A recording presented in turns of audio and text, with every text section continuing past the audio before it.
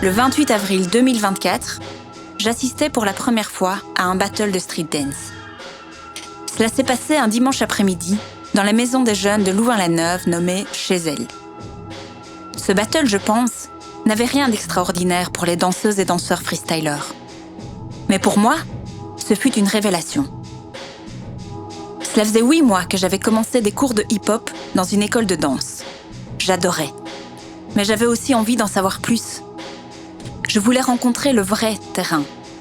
Sortir des chorégraphies, des écoles et des spectacles de danse pour découvrir le hip-hop tel que pratiqué au sein des communautés. Par chance, mon prof faisait partie de la communauté des hip-hopeurs freestylers belges. J'ai donc pu obtenir via lui les informations dont j'avais besoin pour découvrir un réel battle. Dès mon entrée dans cette maison des jeunes, mon sang ne fit qu'un tour. Tout le monde dansait. Seul, par deux, en cercle, peu importe. L'idée, c'était de se chauffer et de s'échauffer. La DJ n'y était clairement pas pour rien. Le son était trop bon. Les punchs de Snoop Dogg, Michael Jackson ou Shaggy invitaient nos corps à bouger sur le rythme de leur musique. Le maître de cérémonie, alias MC, nous galvanisait également avec ses « Let's go !». L'énergie qui se dégageait de cette pièce m'émouvait. Je sentais la vie, la joie, le partage. J'étais par ailleurs frappée par la mixité culturelle et sociale de tous ces artistes. On parlait le français, mais avant tout l'anglais, pour être sûr que chacun et chacune se comprennent. Cette atmosphère générale ne me donnait qu'une envie, danser avec eux. Mais j'ignorais les codes, et je percevais également que rien n'était laissé au hasard. Je n'étais pas dans une soirée dansante organisée exceptionnellement pendant l'après-midi. J'assistais à un événement professionnel qui suivait un programme précis. À 15h, le battle commença. Nous nous sommes toutes et tous mis en cercle, assis ou debout, et nous avons regardé les freestylers s'affronter, au centre, sur différents styles de musique. J'ai vu du hip-hop, du break, de l'afro, du dancehall, et c'est le crump qui a gagné. Crump always win, comme disait le MC. Chaque style de danse était codifié avec leurs pas, leur musique, leur look, et révélait une singulière culture. À travers leurs mouvements, ces street dancers s'inscrivaient dans une démarche d'expression qui, outre leur performance, semblait avoir pour sujet notre société. En entrant en bataille, en se mettant en danger l'un face à l'autre, j'avais le sentiment qu'ils et elles témoignaient, critiquaient et interrogeaient des aspects de notre monde et de son fonctionnement. C'était passionnant. Au-delà de mon émerveillement face à ce spectacle vivant, j'ai pris conscience de mon ignorance. Moi qui aime la danse, qui suis plutôt curieuse, qui ai vécu 5 ans à Louvain-la-Neuve, comment ai-je pu passer à côté de ce genre d'événement ? L'univers des street dance manquerait-il de visibilité et d'accessibilité ?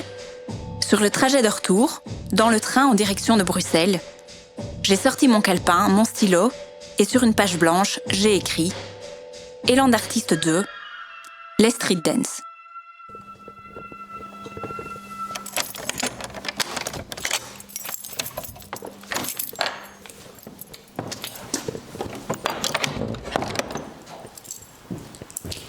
Ce premier épisode sert d'introduction et a pour but de comprendre le concept de street dance et de le distinguer des danses institutionnalisées.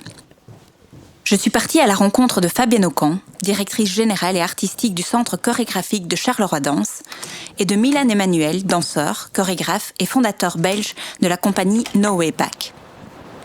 Fabienne se donne pour ambition de donner plus de visibilité au street dance dans le paysage institutionnel belge des arts de la scène. C'est notamment la raison pour laquelle elle a lancé cette année, en 2025, la première édition du festival En Vogue, qui mixe et conjugue des propositions artistiques émanant de différents terrains de jeu, comme ceux de la rue et de la scène. De son côté, Milan œuvre depuis 2015 pour donner plus de visibilité aux arts urbains sur la scène culturelle belge francophone. Il est à l'initiative du Détour Festival, consacré aux arts urbains de création, et du Détour Cypher, le festival des arts urbains organisé en été au centre-ville de Bruxelles. Nous nous sommes retrouvés, Fabienne, Milan et moi, à Molenbeek, dans le studio son de la raffinerie, l'antenne bruxelloise de Charleroi Danse. Il était 10h du matin. Fabienne sortait de son cours de yoga et me disait se sentir chill pour entamer une interview, tandis que Milan semblait déjà avoir eu 2 journées en une et paraissait plus speed pour débuter la rencontre.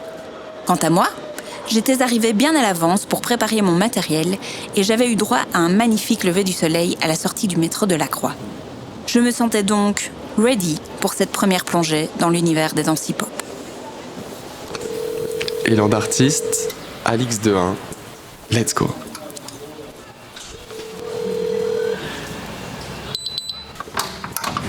Bonjour, je suis Alix De1, je suis journaliste. En fait, j'ai un rendez-vous avec Fabienne Aucan et Milan Emmanuel pour un podcast sur les street dance. Ah oui. J'ai rendez-vous au studio son, je sais pas où il se trouve. Ah oui, c'est par là au 2e étage. Donc vous montez, il y a l'escalier, l'ascenseur. Vous montez au 2e étage et alors vous traversez la salle et alors vous allez trouver le studio son. Ok, j'espère que ça va marcher. Merci. Bonne journée.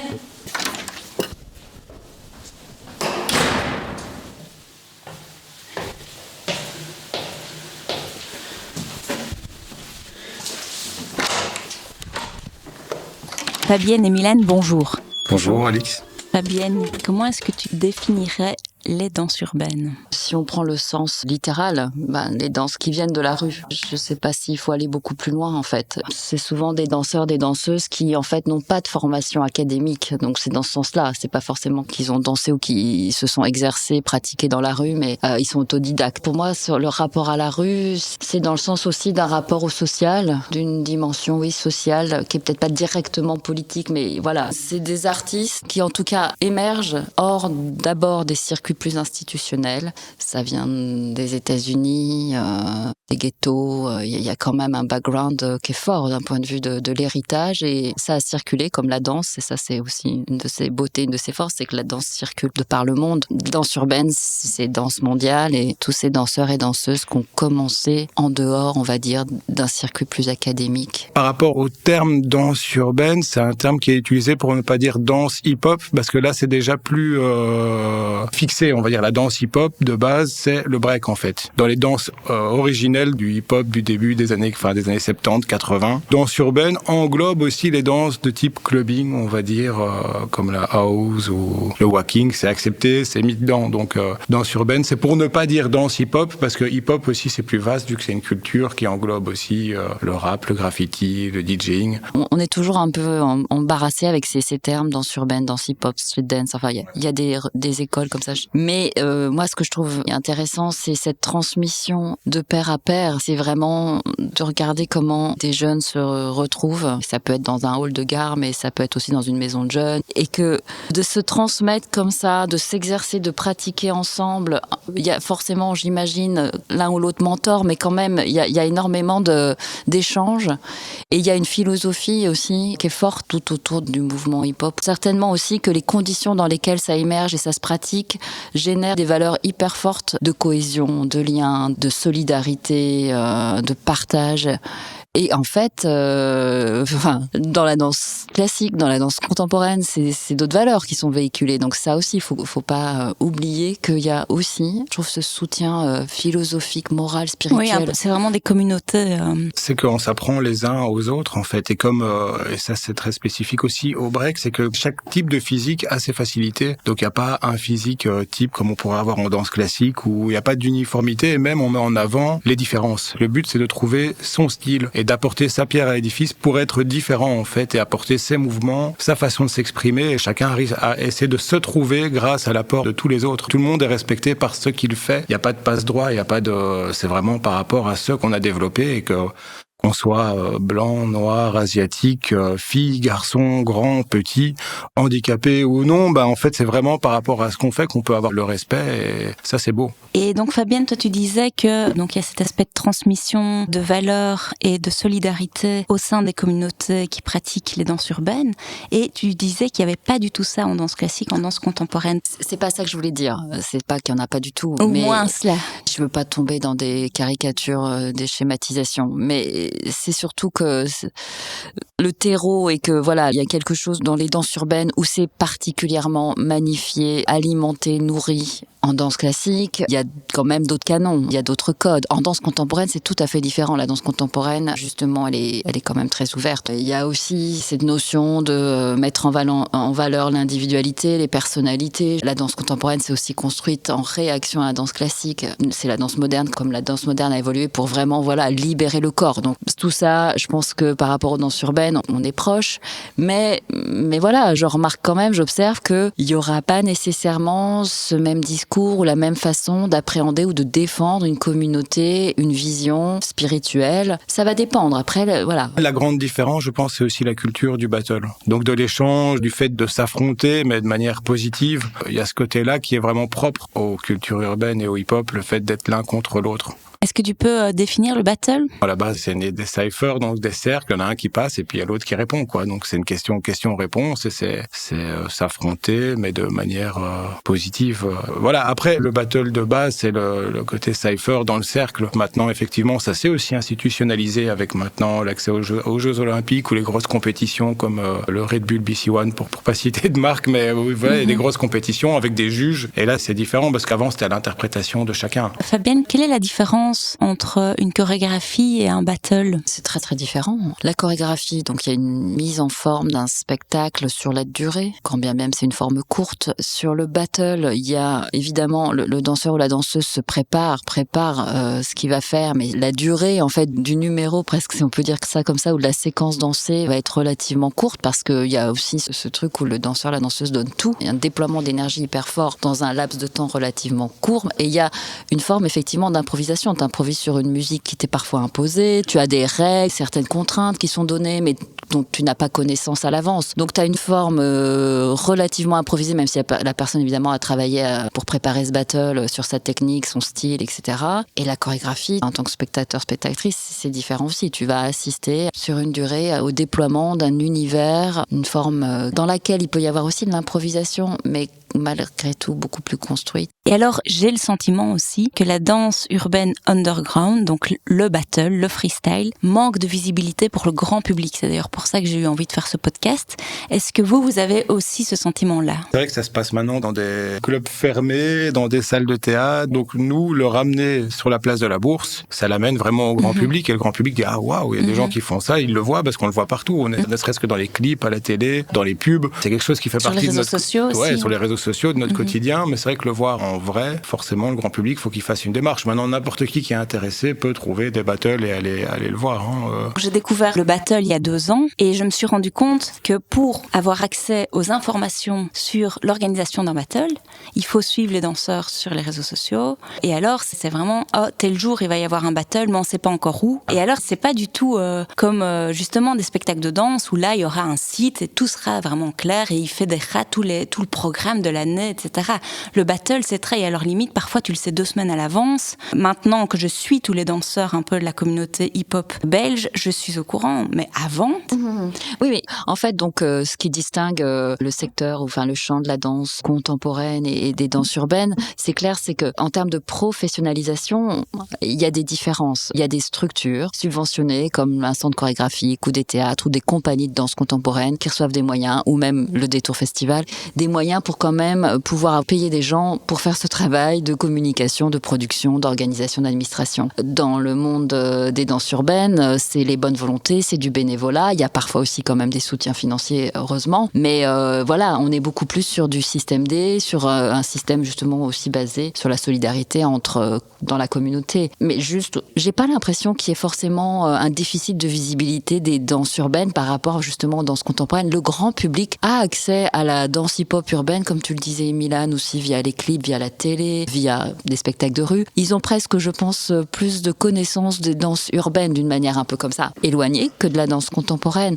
Parce qu'aussi, il y a un vrai intérêt. Il y a eu les JO aussi l'été dernier. Enfin, je veux dire, de plus en plus, il y a une reconnaissance et une connaissance, même du grand public, de qu'est-ce que c'est que la danse urbaine. La danse contemporaine, il faut t'installer dans une salle pour le voir. Enfin, c'est moins instagrammable que du break. Que là, on voit ça rapidement, ça parle, c'est dans la culture du rapide, du sensationnel. Tandis musique, c'est plus élitiste, on va dire, la danse contemporaine, parce qu'il faut avoir déjà envie d'aller s'asseoir pendant 1 heure dans une salle noire, enfin envie et avoir ça dans sa culture, on va dire, d'aller regarder quelqu'un qui développe. En plus, déjà le théâtre, c'est élitiste, mais alors la danse contemporaine, c'est encore moins clair pour la majorité des gens. J'ai aussi réalisé qu'il y a en fait beaucoup de différences au niveau des danses urbaines, comme le dancehall, le crump, le hip-hop, le break. En fait, si justement on ouvre vraiment le regard et le champ, les danses urbaines s'appuient des cultures, des contextes en fait, dans lesquels elles émergent. Et on a, nous, par exemple, accueilli des projets, par exemple Jeremy Ned, un chorégraphe afro-américain, mais qui vit en Suisse et qui travaille avec un groupe d'Afrique du Sud, qui fait du pantsula, qui est une danse urbaine en fait, mais qui est né dans des ghettos d'Afrique du Sud et avec un type de pas, un type de langage et tout à fait spécifique et une musique aussi, spécifique souvent. À ce contexte-là bien précis. Donc c'est pour dire que danse urbaine, du coup, danse hip-hop, break, etc., à chaque fois, et c'est comme ça que ça se nourrit et que ça évolue et que c'est tellement aussi intéressant d'un point de vue créatif, c'est que ça n'arrête pas de changer, d'évoluer, et tel groupe sera sensible ou voudra parler aussi d'un fait politique ou social, ou en lien avec telle musique, ou en lien avec tel aspect de la culture. C'est ça qui est fascinant, c'est aussi l'objectif de ce podcast, c'est d'essayer de comprendre en quoi les danses urbaines peuvent délivrer des messages sur la société d'aujourd'hui. Ce qu'on peut peut-être dire, enfin, c'est qu'en fait, qu'on soit à New York, qu'on soit à Rio de Janeiro, qu'on soit à Soweto, il va y avoir des styles qui vont être très différents. Mais en fait, ce que ces artistes vivent, c'est des choses quand même, par contre, qui sont similaires. C'est des phénomènes d'exclusion, de discrimination, d'injustice. Il n'y a pas de communautarisme ou de sectarisme. C'est pour ça aussi que ça nous parle même à nous et ça parle aux jeunes qui sont dans les banlieues en France ou ici dans des quartiers plus défavorisés, etc. C'est qu'en fait, c'est les mêmes phénomènes qui sont vécus de par le monde, par des artistes dans des communautés qui sont semblables. Et donc, il y a une dimension universelle en ce sens. C'est quelque chose dont on n'a pas trop parlé, mais c'est vrai que de pouvoir donner plus de visibilité, de donner plus de place et une reconnaissance à toutes ces expressions issues des danses urbaines dans des lieux comme Charleroi Danse, Centre chorégraphique, c'est vrai que c'est un enjeu d'aujourd'hui vraiment important. C'est aussi à la fois vers les publics, pour se dire il y a peut-être un nouveau public, d'autres publics qui vont franchir la porte de nos théâtres, de nos lieux, mais aussi pour reconnaître le talent de tous ces danseurs et danseuses qui sont quand même en général dans l'ombre, non pas du grand public comme on le disait tout à l'heure, mais plutôt justement des institutions. C'est vraiment passionnant de réfléchir. Moi, ça, j'aime beaucoup avec l'équipe ici aussi à Charleroi Danse, mais avec aussi les partenaires comme Milan Freestyle Lab ou d'autres, Milo, Slayer, c'est un jeune artiste avec qui on travaille, de réfléchir à comment on le fait pour justement aussi faire évoluer les façons de représenter ou de donner une place en fait au sein de l'institution à la danse urbaine, aux danses hip-hop, à toutes ces expressions plus underground. Nous, ici, c'est vrai, c'est que ce soit en Vogue, Fancy Leg ou quoi, c'est quand même des espaces aussi qui sont pas forcément des espaces de représentation comme on programmerait les autres spectacles de danse. Ou quand on crée en Vogue, on essaie aussi de voir comment est-ce qu'on organise aussi un battle, on fait des workshops justement parce que la question de la pratique elle est quand même aussi toujours très importante au sein du hip-hop et des danses urbaines, et on collabore avec des partenaires qui sont issus de ces courants, de ces mouvements-là. Donc en tant qu'institution, on s'ouvre de plus en plus aux danses urbaines, et après voilà, c'est ce que je trouve passionnant, c'est de réfléchir à comment on le fait. Merci beaucoup Mylène et Fabienne, merci beaucoup pour cette discussion qui a été très intéressante. Merci à toi pour l'invitation. Oui, au revoir. Charleroi, vous êtes prêts ou quoi? Ça fait 3, 2, 1, Passif Médecin.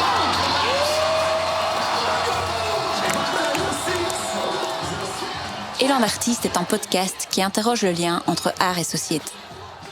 Merci à Fantôme pour la création musicale, à Michael Remers pour la technique et à Charleroi Danse pour la mise à disposition de leur studio son.